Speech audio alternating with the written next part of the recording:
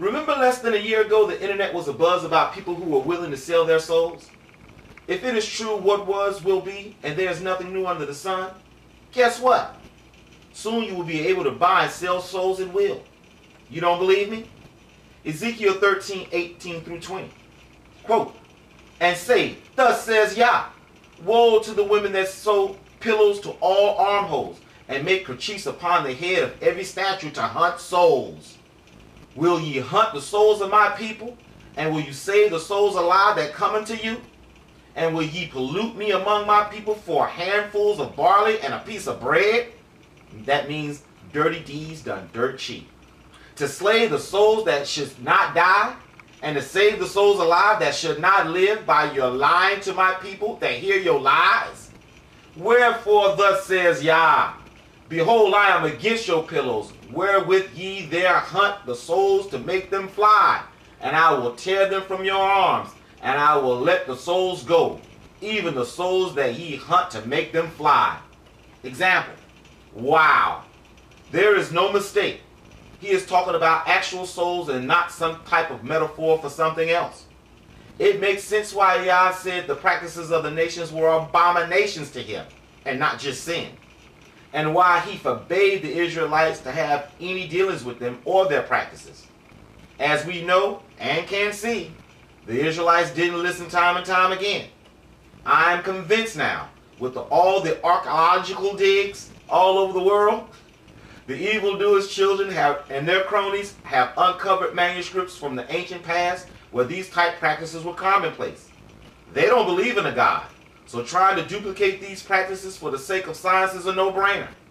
Obviously, one of these practices allowed the voodoo doctor to separate the soul of the righteous men from their bodies and somehow harness their essence in a movable container. To prove this is not an isolated case, check this out. This is a decree against the Assyrian Empire and their commonplace practices. Nahum 3:4 through 5.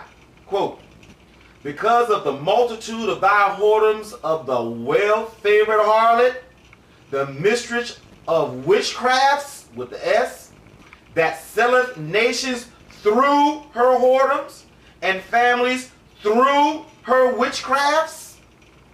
Behold, I am against thee, says Yah of hosts, and I will discover thy skirts upon thy face. Those are the kerchiefs in the last example. And I will show the nations thy nakedness, and the kingdoms thy shame. Example. I can see selling off nations. Heck, the Assyrians took the 10 tribes of Israel and relocated them. But did you notice the behind-the-scenes method actually used to do these things? Through witchcraft. Also notice the spirit over the kingdom of Assyria is a female. Now, I know you guys think I'm stretching things a little bit thin, don't you? So allow me to make it plain and simple in a manuscript you deem honorable. Not me, but you deem this honorable. The next verse is talking about the description of Mystery Babylon and the descriptions of the goods and trinkets the traders of the world had aboard their ships. Revelations 18 and 13. Quote, and cinnamon and odors and ointments and frankincense and oil and wine and fine flour and wheat and beasts and sheep and horses and chariots and slaves and souls of men. Example. As you can see, a person, slave, and a soul are considered two different things here.